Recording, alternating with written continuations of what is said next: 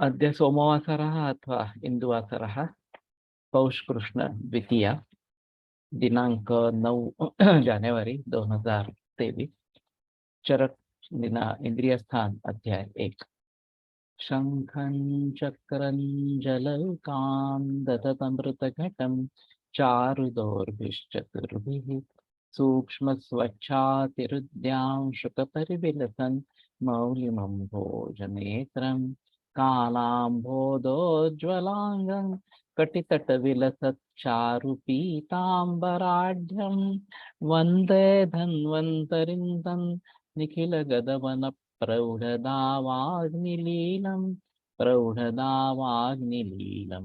ब्रह्मणो हि समारब्धा मात्रेयाद्येषु पूजिताम् अस्मदाचार्यपर्यन्तां वन्दे गुरुपरम्पराम् आयुर्वेदरतं वन्दे माधवाख्यं महागुरुम् आयुर्वेदामृतं सर्वं शिष्येभ्यो यः प्रदत्तवान् द्रष्टाज्ञानी दृष्टकर्मा कृतकर्मा तथैव च अध्यापको विश्वश्रेष्ठो महान् संशोधकस्तथा गुणैरेतैः समुदितैः यत्कार्यं ततनोद्धतः समृद्ध्यर्थं हि कार्यस्य वयं नु प्रयतामहे सरस्वत्यै नमो यस्याः प्रसादात् पुण्यकर्मभिः बुद्धिदर्पणसङ्क्रान्तं जगदध्यक्षमीक्षते आत्रेयं प्रथमं वन्दे आयुर्वेदजगद्गुरुम् आयुर्वेदामृतं सर्वं गृहीत्वा हि सुरेश्वरात् अग्निवेशादिकेभ्यो यत् प्रयच्छत् सत्तमः प्रथमं तन्त्रकर्तारम् अग्निवेशं नमाम्यहम्।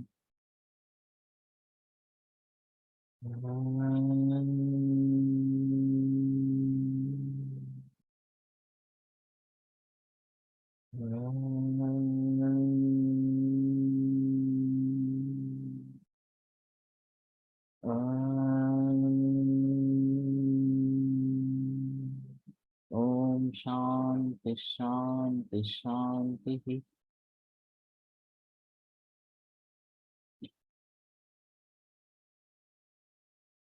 एक मिनट आ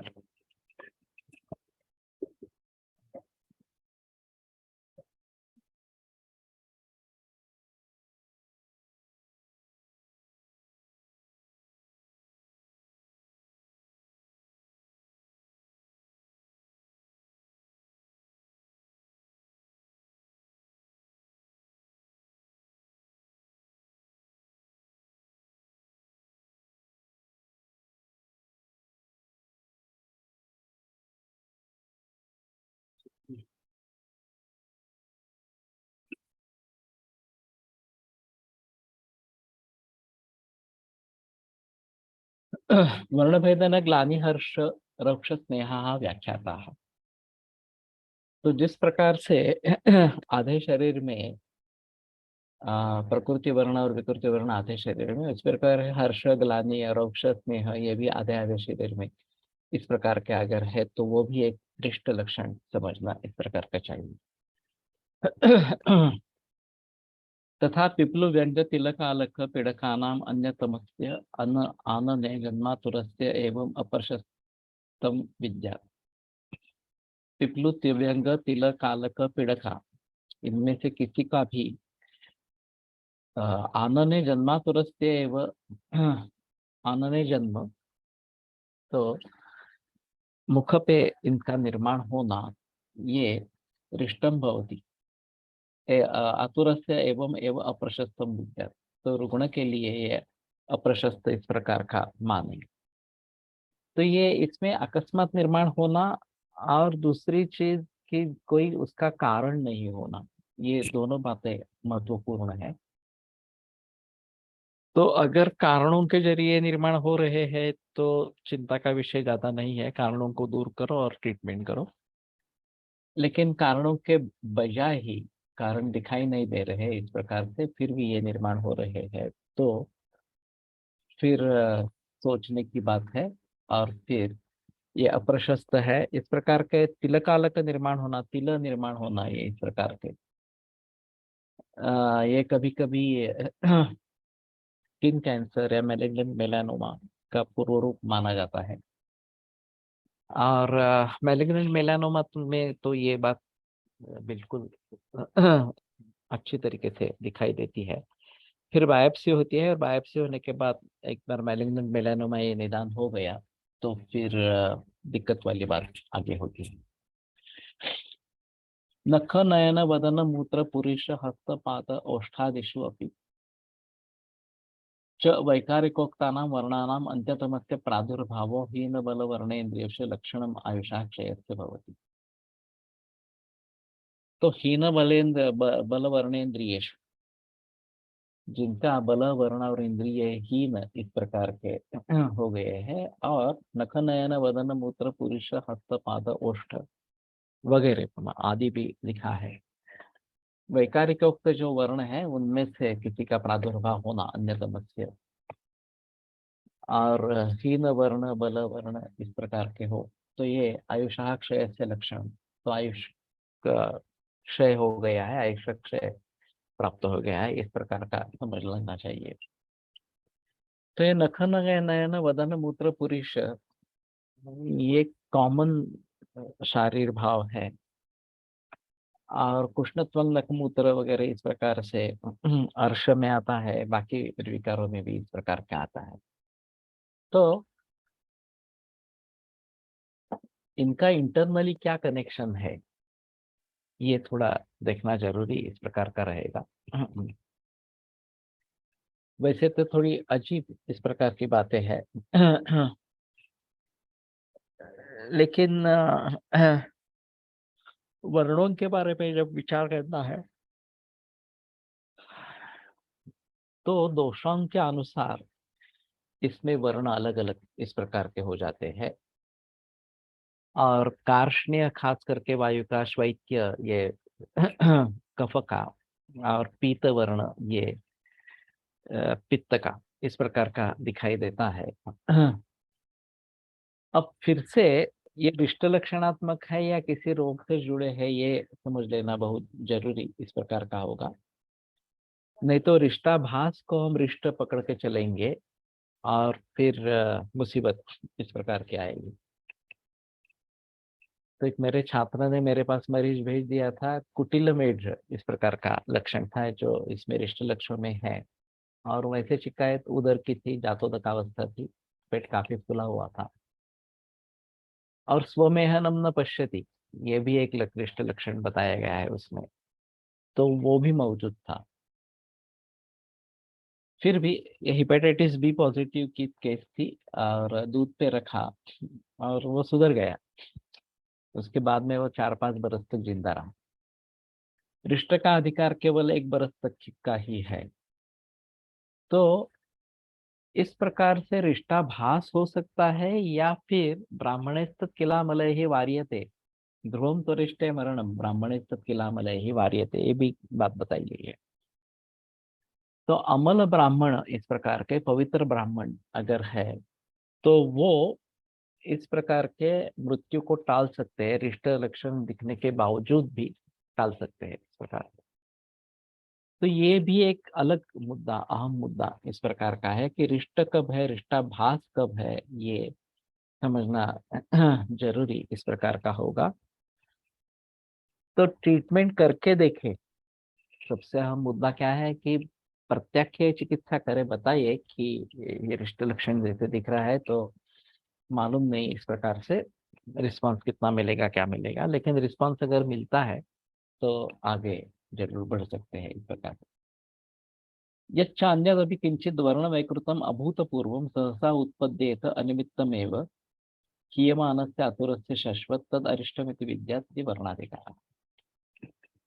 तो दूसरा भी कोई इस प्रकार का किंचित वर्ण वैकृत अभूतपूर्व जो पहले नहीं था और अचानक निर्माण हो गया है, सहसा व उत्पद्येत अचानक निर्माण होने वाला, अनिमित्तम और उसका कारण कोई नहीं है, अनिमित्त इस प्रकार का निर्माण हो रहा है। तो हीयमान से आतुर से शश्वत और आतुर शश्वत हीयमान हो रहा है, क्षीण होता जा रहा है इस प्रकार से। तो ये भी एक अहम मुद्दा इस प्रकार का रहता है कि अष्टतोपि बलक्षय आगे भी लक्षण आएगा कि खाता पीता है और फिर भी बलक्षय है या दूसरी चीज ऐसी होती है कि भूख ही नहीं लगती, खाना ही नहीं जा सकता जाता इस प्रकार का। और जब खाना कम हो जाता है तो समझ लेना है कि ये अभी बचने वाला नहीं है। तो काफी मरीजों में मैंने देखा है कि 1 1.5 लीटर तक 2 लीटर तक दूध ले रहे हैं, अचानक भूख कम हो जाती है और दूध का इंटेक एकदम गिरकर 500 ml 200 ml इतना कम हो जाता है, तो समझ लेना है कि बचेगा नहीं इस प्रकार से।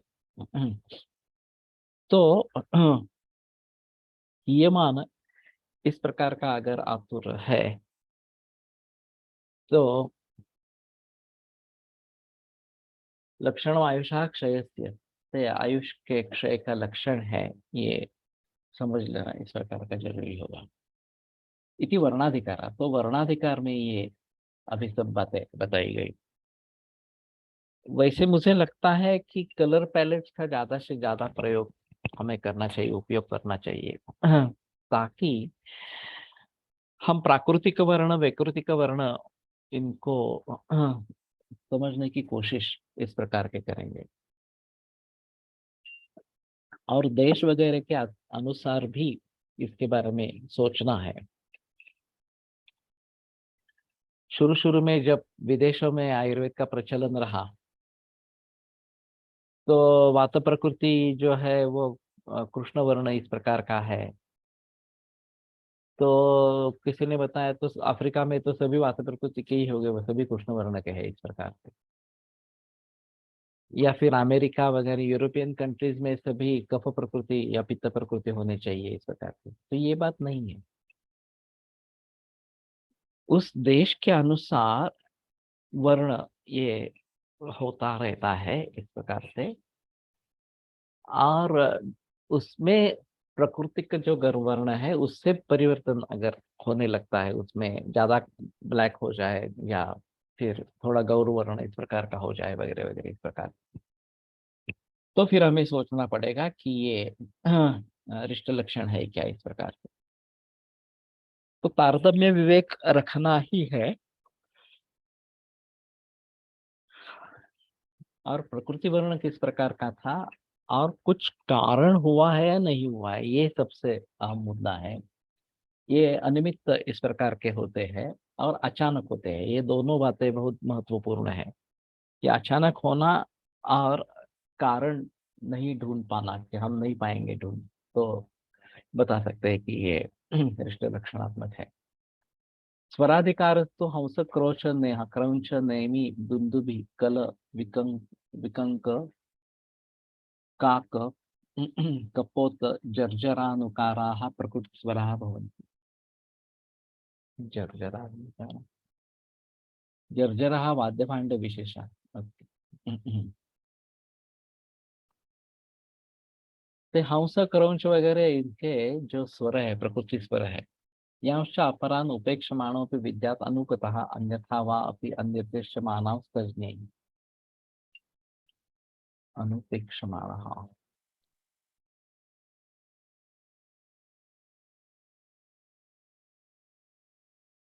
अवेक्षमाणः नहीं, अवेक्षमाणः।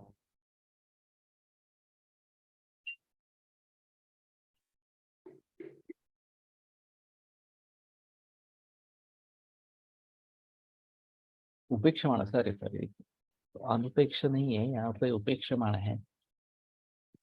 हाँ, यांश अपरान उपेक्षमाणोऽपि विद्यात्, अपेक्षमाणो अवेक्षमाणोऽपि, या ये ज्यादा बेहतर है, जिसको अगर हम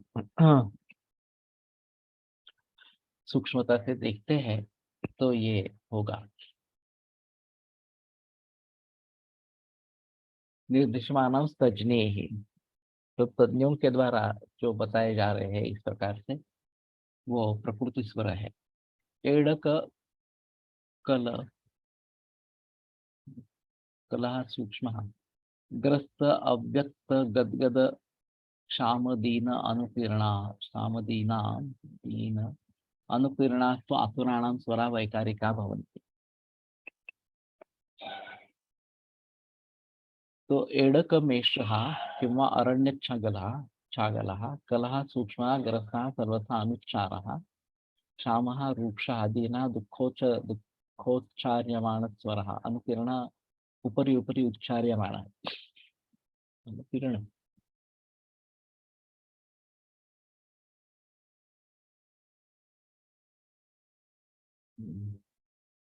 तो ये रुग्णों के वैकारिक इस प्रकार के स्वर होते हैं। यांश अपरान उपेक्षमाणो दिव्या अवेक्षमाणो विद्यात् प्राग विकृतान अभूतवोत्पन्नाम।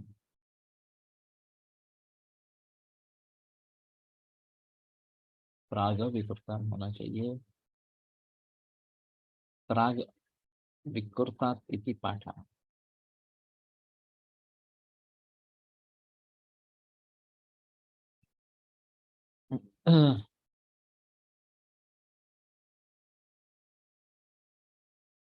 फिर भी प्राग का महत्व समझ में नहीं आना। प्राग अविकृत, ये ज्यादा बेहतर लगा। पहले विकृत नहीं था, अब विकृत हो गया। ये अभूतव उत्पन्न, पहले नहीं था, अभी उत्पन्न हुआ, इस प्रकार से। तो इसके बारे में तो ज्यादा बहस नहीं की जाती। वर्ण देखा जाता है, लेकिन आतुर का स्वर कैसा है और उसका अनुकत्व किसके साथ है, और प्राकृत है या वैकारिक है, ये शायद हम रिकॉर्ड करेंगे तभी पता चलेगा, और उसका एनालिसिस करेंगे तो भी पता चलेगा। तो हंस और क्रौच वगैरह जो है, इन सभी के आवाज का रिकॉर्डिंग होना चाहिए। अभी मालूम नहीं मुझे, ये एनिमल प्लैनेट या डिस्कवरी, इसमें इसके बारे में किसी ने बहस की है क्या, कि इनके प्राकृतिक आवाज किस प्रकार के होते हैं, इस प्रकार के, और फिर उनसे मिलता जुलता आवाज मनुष्यों का होना चाहिए प्राकृतिक स्वर के अनुसार, इस प्रकार से। तो शायद कुछ बात बनेगी। तो इसमें रिसर्च करने के लिए काफी स्कोप है। और ये बाकी जो आगे वाले बताते हैं कि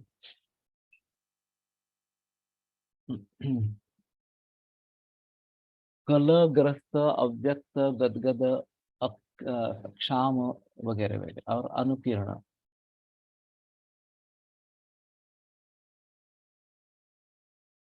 अनुकीर्ण का उपरी उपरी उच्चार्यमाण।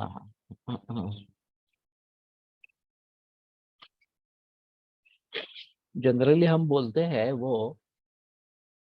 वैखरी वाणी ही बोलते हैं, जो मुख कुहर से उत्पन्न होती है। और वास्तव में परापशंति, मध्यमा, वैखरी, ये चार प्रकार की वाक बताई गई है। और परावाणी जो है वो सुनने में आनी चाहिए, इस प्रकार से। प्राणायाम में ओंकार जब करते हैं, तब शुरू शुरू में ओंकार केवल वैखरी वाणी से आता रहता है। फिर थोड़ा नीचे और नीचे और नीचे तक, मूल अपान तक वो पहुंचे, और वहां से ओंकार आना शुरू हो जाए, तो वो सबसे बेहतर इस प्रकार का है।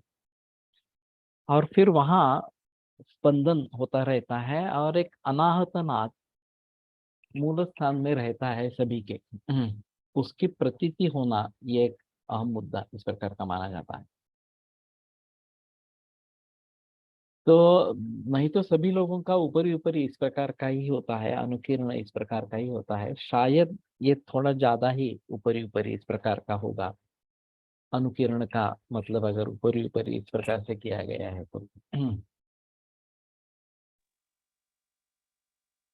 तो इति प्रकृति विकृति स्वरा व्याख्याता है। तो इस प्रकार से प्रकृति और विकृति स्वर बताए गए। तो मुझे लगता है कि नेशनल जियोग्राफिक या इस किसी चैनल्स में, अगर एनिमल प्लैनेट वगैरह इस प्रकार से अगर इसके बारे में जानकारी मिलती है तो करना जरूरी इस प्रकार का होगा। ये मारुति चितमपल्ली इनकी ऑडियो रिकॉर्डिंग्स है, और उसमें पंछियों की आवाज इस प्रकार के रिकॉर्डेड मैंने किए हैं। तो वो एक बार सुन सकते हैं इस प्रकार से। लेकिन फिर भी अगर हम इस प्रकार से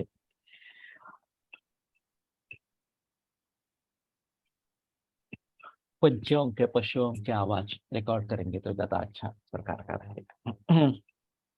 अभी जिनको फोटोग्राफी का छंद है वो फोटोग्राफी करते रहे, वीडियो करते रहे उसमें भी, अगर हो सके तो ये निसर्ग के बारे में अच्छी जानकारी देने वाली इस प्रकार की चीज है। तक्त प्रकृति वैकारिकाणां स्वराणाम आशु अभिनिर्वृत्ति ही स्वरानेकत्वम एकस्य च अनेकत्वम अप्रशस्तम। तो तात्काल उनकी निर्मिति होना और अनेक स्वर होना और एकत्व च अनेकत्वम, कदाचित एकस्वरत्वं कदाचित कलस्वरत्वम इत्यादि एकस्य अनेकत्वम एकस्य स्वरस्य च अनेकत्वम प्रति इव प्रतिभाति।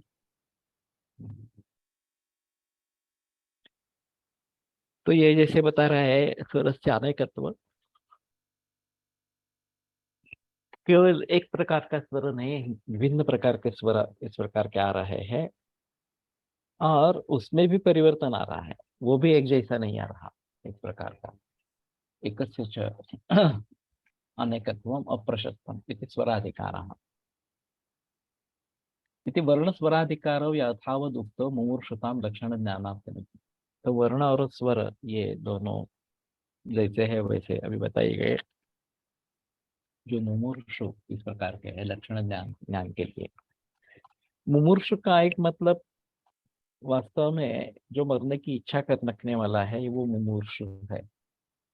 सभी में इस प्रकार के मरने की इच्छा होगी ये थोड़ा मुश्किल है। तो जो मरने वाले हैं एक सामान्य रूप से जिनको मरने की इच्छा है, ऐसा छोड़ के जो मरने वाले हैं इनमें ये लक्षण होते हैं, ऐसा अर्थ लेना थोड़ा उचित रहेगा। भवन्ति छात्र ऐसा वैकारिको वर्णः शरीरे उपपद्यते अर्धे वा यदि वा कृत्स्ने निमित्तं न च नास्तिकः नीलं वा यदि वा श्यामं ताम्रं वा यदि वा रुणं मुखार्धमन्यथा वर्ण मुखार्धे रिष्टमुच्यते। तो जिसका वैकारिक वर्ण शरीर में उत्पन्न होता है, पूर्ण शरीर में या आधे शरीर में, और इसका निमित्त नहीं होता है, नील शाव ताम्र अरुण इस प्रकार का मुखार्ध, और दूसरे मुखार्ध में अन्य वर्ण इस प्रकार का अन्यथा वर्ण, तो अरिष्ट मुच्यते। तो ये अरिष्ट इस प्रकार का कहा जाता है। स्नेहो मुखार्धे सुव्यक्त और औक्षम अर्ध मुखे पुरुषम। अब स्नेह रौक्ष की बात करते हैं कि अर्धमुख में स्नेह और अर्धमुख में रौक्ष इस प्रकार का ग्लानिर अर्धे तथा हर्षो मुखार्धे प्रेत लक्षण। अर्धे मुख में ग्लानि और अर्धे मुख में हर्ष ये प्रेत लक्षण है। तो अभी मरने वाले हैं ये सूचित करने के लिए काफी भिन्न भिन्न प्रयोगों शब्दों का प्रयोग किया गया है इसमें प्रेत लक्षण। आगे भी यथा प्रेतस्थ तथा इस प्रकार का भी वर्णन आता है। तिलकः पिप्लो व्यंगा राजयश्च पृथक विदाः आतुरत्याशु जायन्ते मुखे प्राणान् मुमुक्षुतः।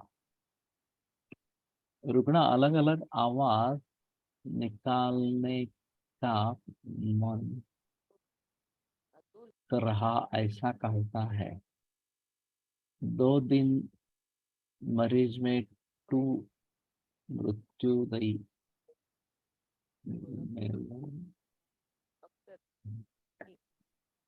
मृत्युदायी रहा। क्या यह ऐसा इच्छा भी अभिप्रेत है? 3 दिन।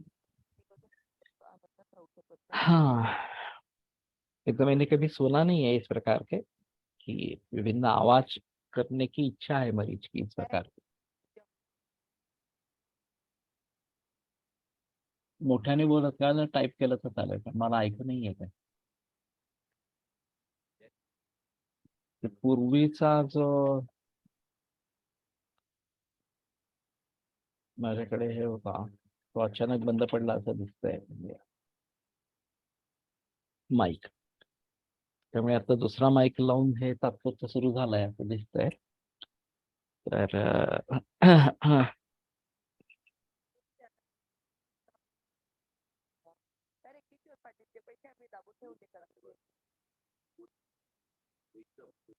मला ऐकू नाही येत आहे.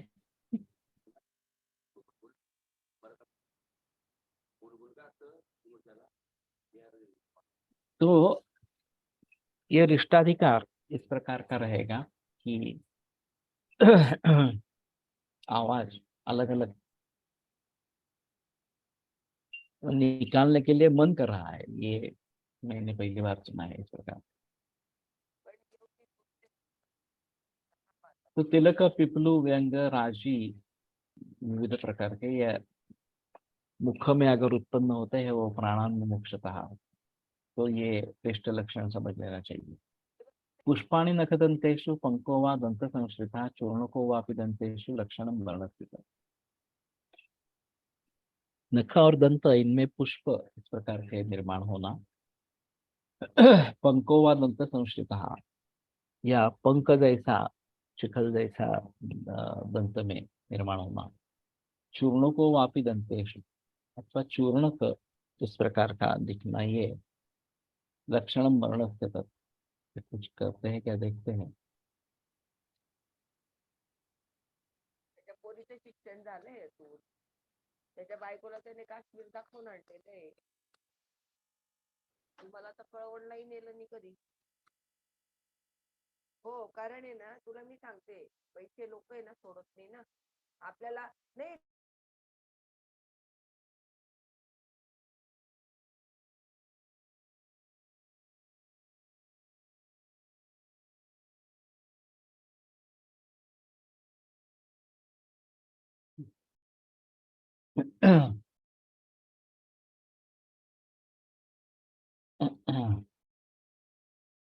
औष्ठव इति द्विवचनम् उक्त्वापि यत् उभौ इति करोति तेन सकल औष्ठव्याप्तिं दर्शयति. मुमुर्ष इति उक्त्वापि यत् गतायशम् इति करोति तेन.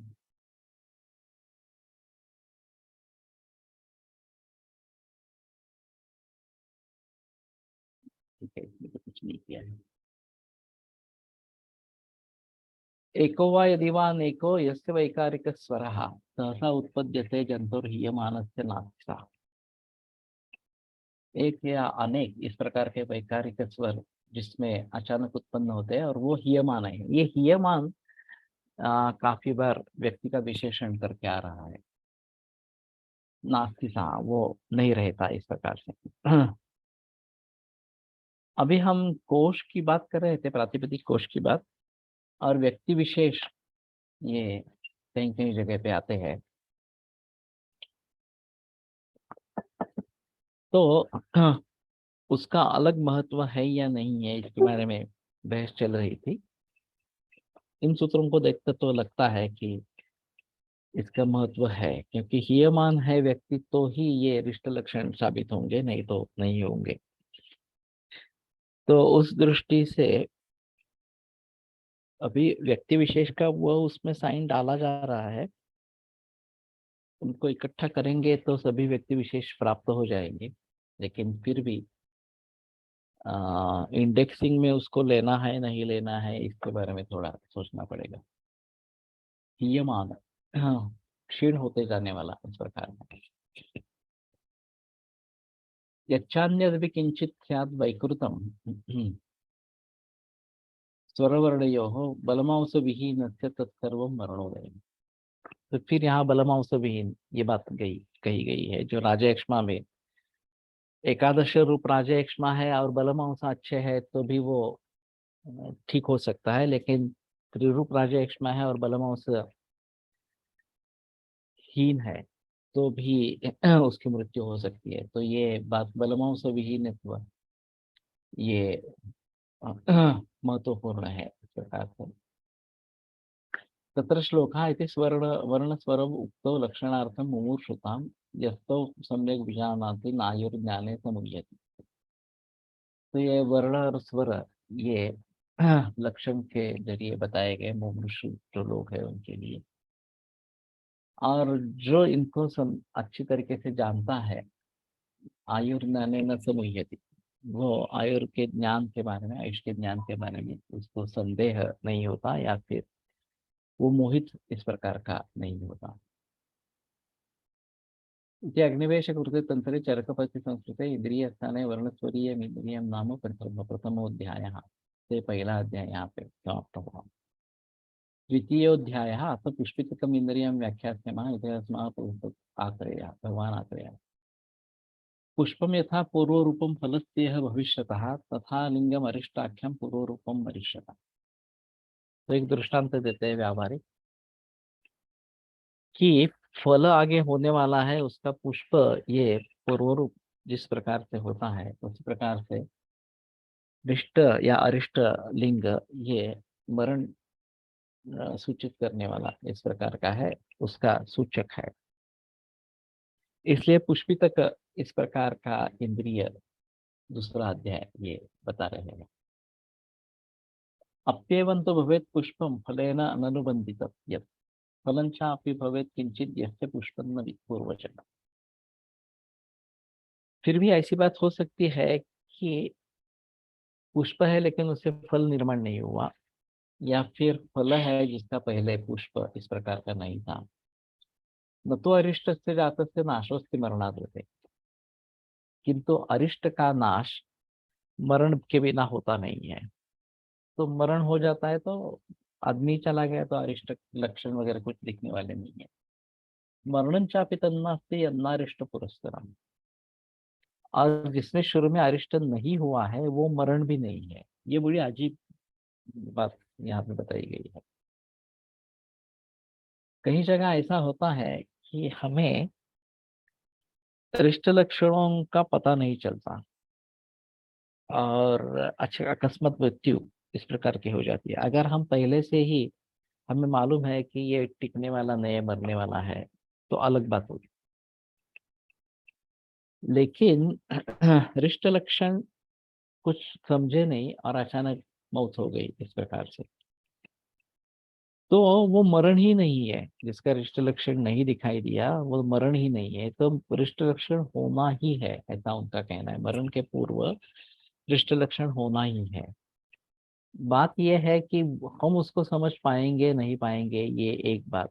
ये कितनी देर तक लक्षण जो है उसके रिष्ट लक्षण वो कितनी देर तक टिकेंगे, ये दूसरी बात इस प्रकार।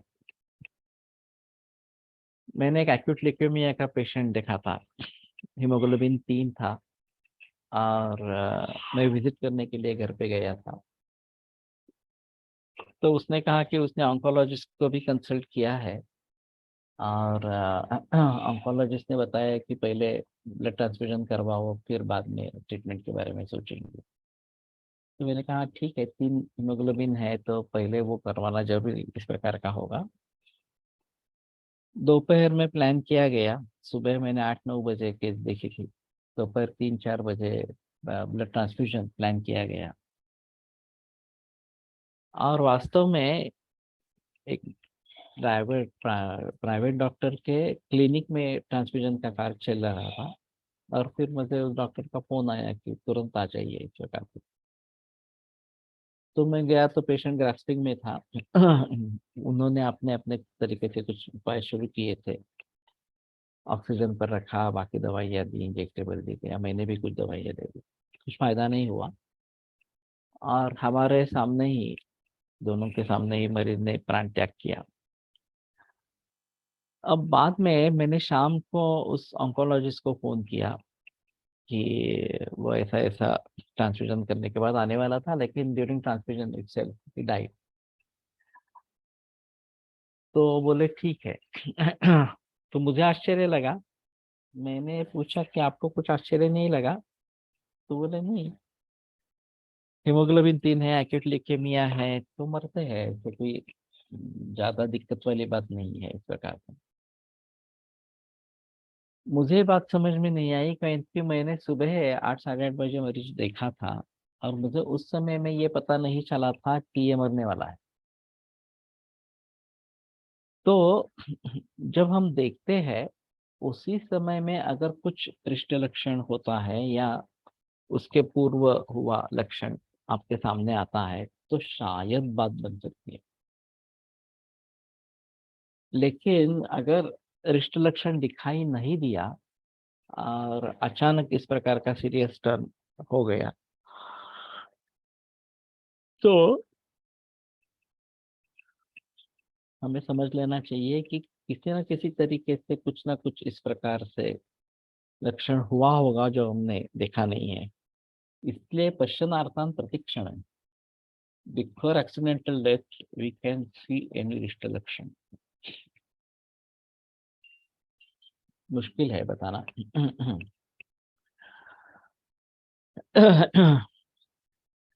इसका संबंध ज्यादा मर्माघात से है और मरण अगर इष्ट लक्षणों के बगैर होता ही नहीं है तो फिर समझ लेना चाहिए कि कुछ ना कुछ इस प्रकार का इष्ट लक्षण दिखाई देना चाहिए। नहीं तो एक्सीडेंट के सभी केसेस फेटल हो जाने चाहिए, वैसी भी बात नहीं होती है, सुधर भी जाते हैं इस प्रकार से। तो रिष्ट लक्षण होना जरूरी है, उसमें संदेह नहीं है। रिष्ट और अरिष्ट एक ही है उसमें।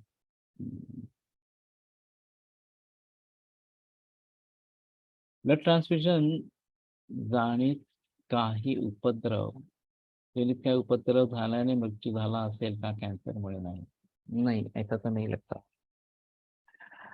अगर उसकी रिएक्शन कुछ हो जाती वैसे तो अभी ये क्रॉस मैच करके वगैरह ही दिया जाता है, स्लोली दिया जाता है। और मैंने ऐसा कभी सुना नहीं है कि ब्लड ट्रांसफ्यूजन के समय किसी की डेथ हो गई इस प्रकार। तो ये निस्संशय ल्यूकेमिया का ही कॉम्प्लिकेशन इस प्रकार का था।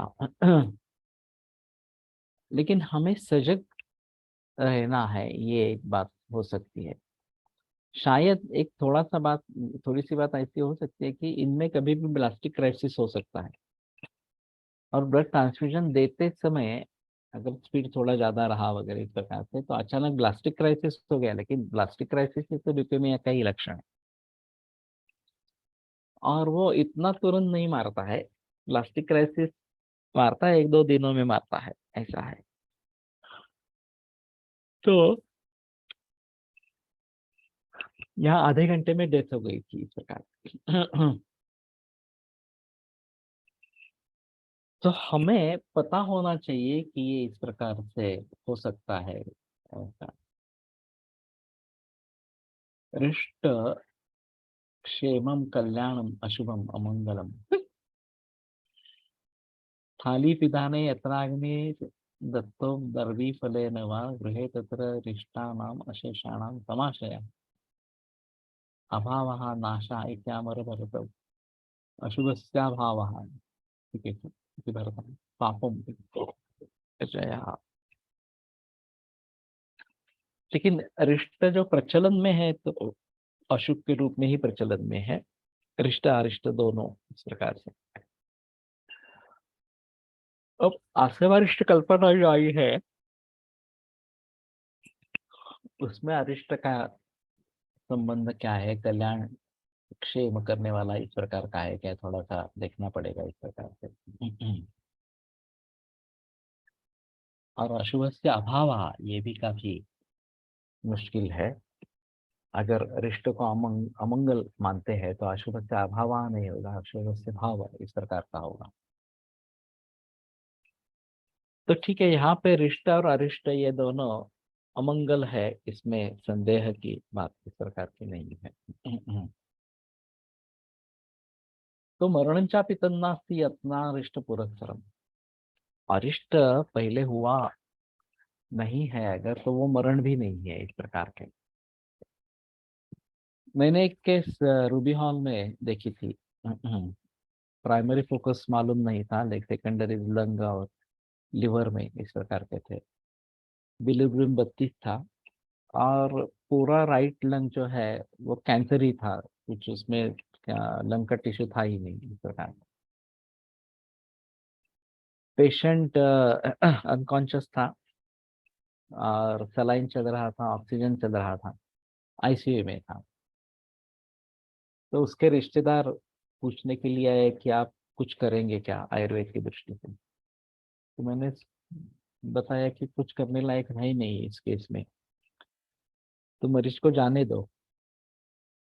तो राजस्थान के थे, और उनका कहना था कि मृत्यु हो जाती है तो हमें उसमें कोई दुख इस प्रकार का नहीं है, लेकिन हम ट्रीट नहीं कर रहे हैं, ट्रीटमेंट बंद कर दी है और फिर मरीज चला गया, ये हमें पसंद नहीं है इस प्रकार से। क्योंकि रूबी हॉल के डॉक्टर ने बता दिया था कि अब ये कुछ घंटों का ही है, तो कुछ नहीं करेंगे, ऑक्सीजन सलाइन चालू रखेंगे, बाकी कुछ नहीं करेंगे इस प्रकार।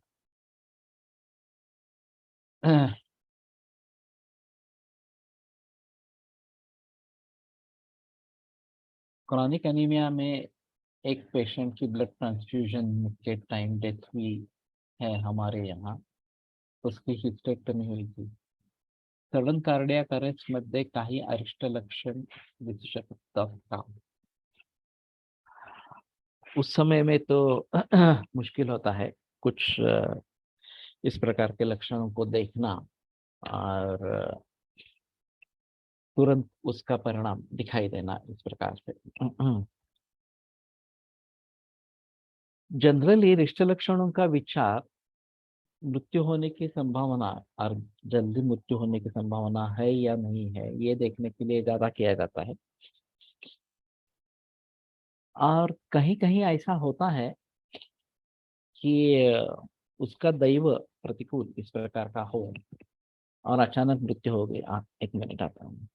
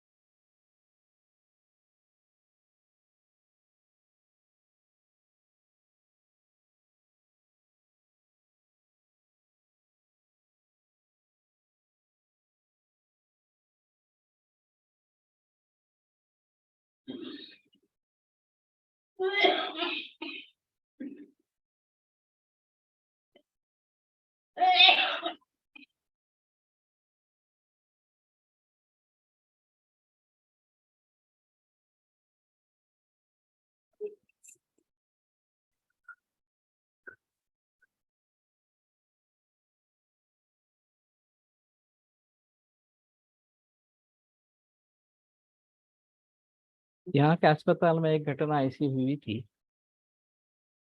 कि अच्छी संतति हो इसलिए युवा लड़की थी, 26-27 बरस की, फिलहाल शादी हुई थी, और वमन दिया गया उसको। वसंत ऋतु था, वमन अच्छा हुआ, लेकिन बाद में विरेचन शुरू हो गया और वो रुका ही नहीं। मैंने काफी दवाइयां दी, कोशिश की, लेकिन विरेचन होता रहा। फिर भी बीपी पल्स ये सब नॉर्मल था, हाथ पाँव ठंडे वगैरह ऐसी भी बात नहीं थी। तो ये 9 बजे तक सिलसिला चलता रहा, सुबह 10 बजे से। और फिर हाउसमैन ने कहा कि ठीक है मैं खाना खा के आता हूँ। खाना खाने के लिए गया और इसकी अचानक डेथ हो गई। तो ये अजीब बात थी। फिर इसका मेडिकल लीगल केस बनी, इसकी मुकदमा चला उसके ऊपर। एक अच्छा था कि सभी record minute to minute record था, और उसमें कहीं भी इस प्रकार के साइन नहीं थे कि वाइटल्स को क्षति हो रही है इस प्रकार से। और फिर इनको निर्दोष रिहा कर दिया। लेकिन फिर भी ये 1.5-2 बरस तक ये सिलसिला चला, तो ये काफी मुश्किल मामला इस प्रकार का हो गया। तो इसमें बाद में ऐसा पता चला कि उसके पति को किसी ज्योतिष ने कहा था कि तुम कुछ खो बैठने वाले हो इस प्रकार तुम्हारे पत्रिका में। तो उसे लगा था कि कुछ पैसे वगैरह खो जाएंगे इस प्रकार से। और जब ये इस प्रकार की मृत्यु हुई तो पति का कहना कुछ नहीं था। पति कह रहा था कि ठीक है, आपने बहुत सारी कोशिश की, अब क्यों डेथ हुई है किसी को भी पता नहीं चला इस प्रकार। लेकिन उसका एक मित्र लॉयर था, तो उसने कहा कि नहीं, तुम्हें भरपूर पैसे मिल सकते हैं तो मुकदमा लड़ो इस प्रकार से। तो फिर मुकदमा उसने दाखिल किया इस प्रकार से। निग्लिजेंस कहीं भी सिद्ध नहीं हुआ, इसलिए निर्दोष मुक्तता हुई इस प्रकार से। लेकिन फिर उसने बताया कि ये मुझे बताया गया था, मैंने ऐसा कभी सोचा नहीं था कि मैं पत्नी को ही खो बैठूंगा इस प्रकार से। और फिलहाल 1-2 बरस पूर्व ही शादी हुई थी, और अच्छे काम के लिए, पंचकर्म के लिए आया था। अब ये हम भी करते हैं, बहुत सारे वैद्य करते हैं कि प्री कंसेप्शन शुद्धि होनी चाहिए इस प्रकार से। लेकिन इस प्रकार का हादसा जब हो जाता है तो दैवं चैवात्र पंचमम, ये बात सही है। और तत्काल युक्तम यदि नास्ति दैवम, उस काल युक्त अगर दैव नहीं है तो ठीक होती है बातें। लेकिन उस काल युक्त इस प्रकार का अगर दैव है कुछ, तो कुछ भी हो सकता है। इसमें से एक अहम मुद्दा इस प्रकार का आता है कि ये दैव नाम की चीज बहुत लोगों की जुड़ी होती है, एक परिवार हो इस प्रकार का। और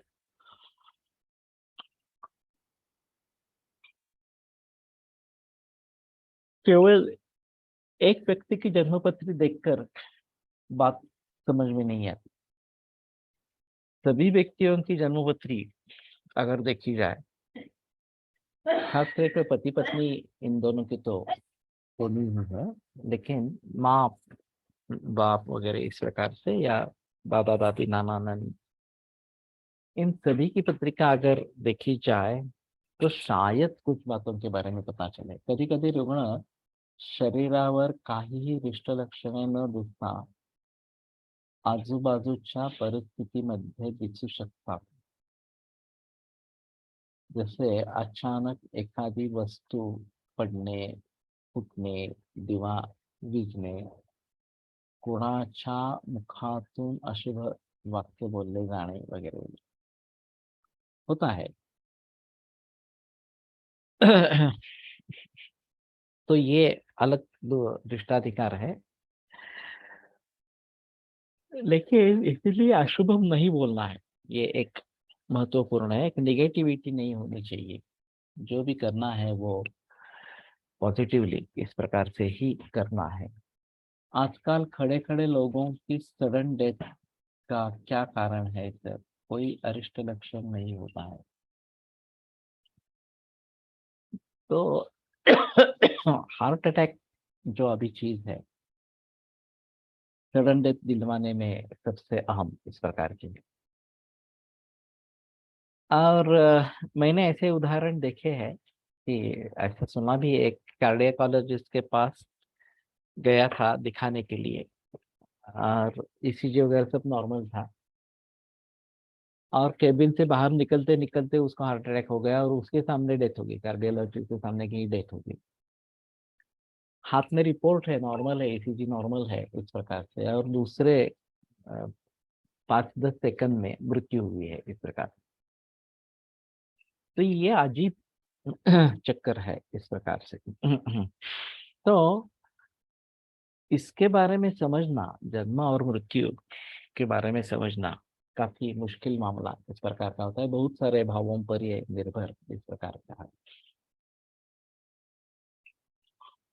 तो इसमें मर्माघात ये प्रधान है। किसी ना किसी तरीके से मर्म ये अगर होता है तो मृत्यु आ सकती है इस प्रकार से।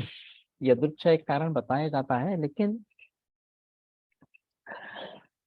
मुझे ऐसा लगता है कि जहां तक हमारी कोशिश हो सकती है वहां तक हमें सोचना है कि क्या हुआ होगा, क्या होने वाला है इस प्रकार से।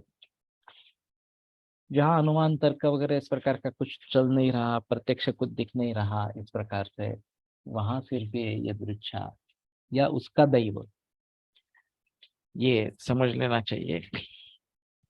और फिर हमारा कर्म भी उससे जुड़ा होता है, ये भी एक बात होती है। तो हमारी उपासना होनी जरूरी है कि इस प्रकार की नौबत हम पर न आए। उसका जो दैव है उसके अनुसार उसको कुछ फल मिलने वाला है इस प्रकार से। लेकिन हम ट्रीट कर रहे हैं तो हमें तकलीफ होती ही है इस प्रकार से। और लोग समझते हैं कि आपको समझ में नहीं आया कि ये मरने वाला है इस प्रकार से। और कैसे डिसाइड करेंगे कि मरने वाला है इस प्रकार से? कुछ भी लक्षण अगर नहीं दिखाई दे रहे हैं तो ये मुश्किल मामला इस प्रकार का हो जाता है। और इसलिए हमें चाहिए कि हम सजग रहे, ये तो एक बात है ही, लेकिन हमारी उपासना रहे किसी ना किसी तरीके से, चाहे कुल दैवत की हो, इष्ट देवता की हो, शंकर की हो, या किसी इस प्रकार के देवताओं की हो। लेकिन हम उपासना करते रहे ताकि हमारा दैव अच्छा रहे, या जो रोगियों से जुड़ने वाला इस प्रकार का है वो हमारा रक्षण करे इस प्रकार से। तो नियमित रूप से इस प्रकार से करते रहना जरूरी है।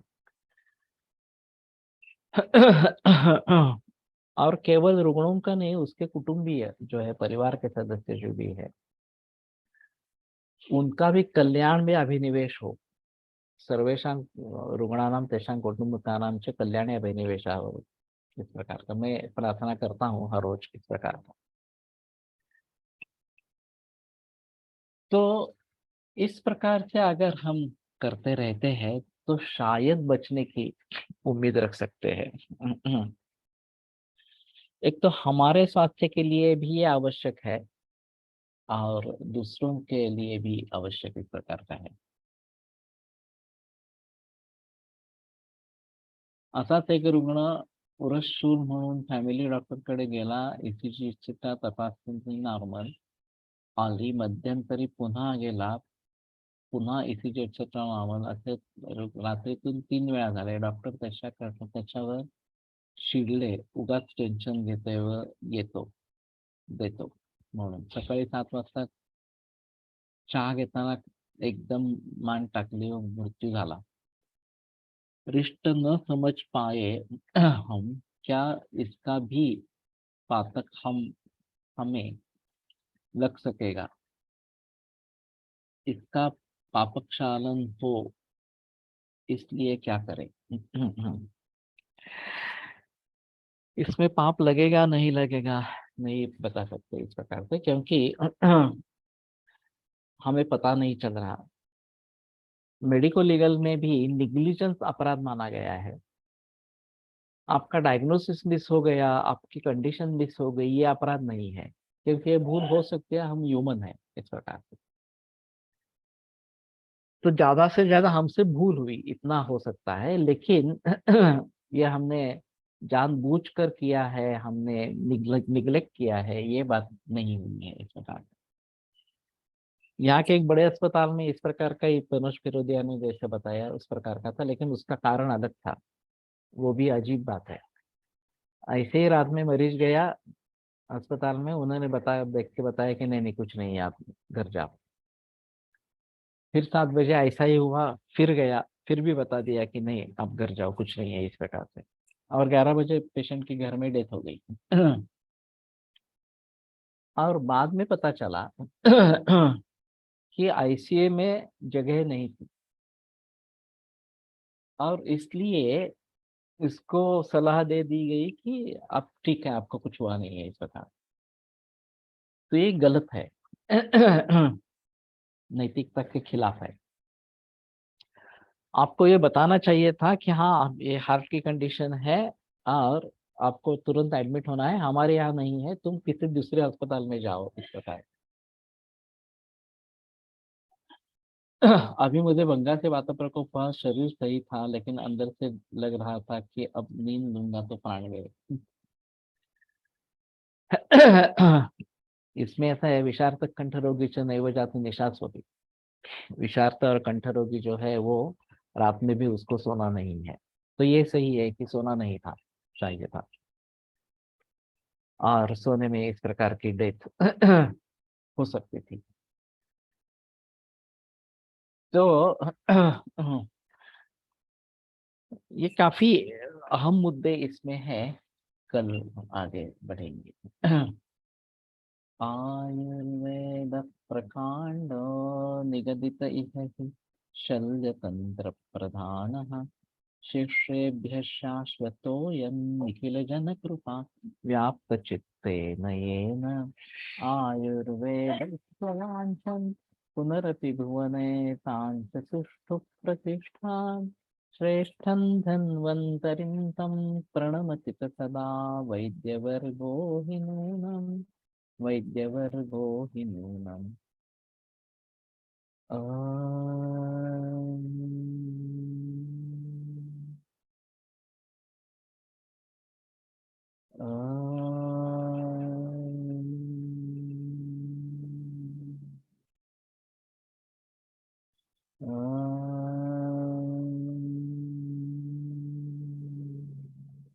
ओम शांति शांति शांति।